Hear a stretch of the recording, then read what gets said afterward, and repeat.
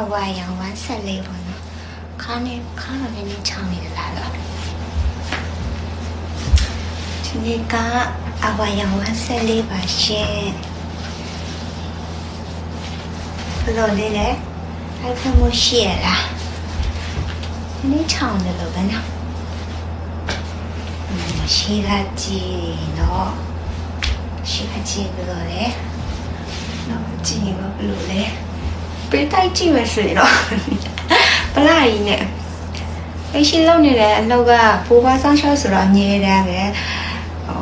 ဘာမှမလုပ်နိုင်တော့တဲ့အဖိုးဖွားတွေကိုပြုစုဆောင်းရှောက်ရတယ်ဆိုတော့အကုန်လုံးကိုအားကိုပဲတုံးရတာကွာကိုအားပဲတုံးပြီးတော့အဲ့ရရွှေ့တာတော့ရေချိုးတာတော့သမီးကြည့်တော့ဘာညာအကုန်လုံးပေါ့ပါအင်းတကူတွေးပြီးတော့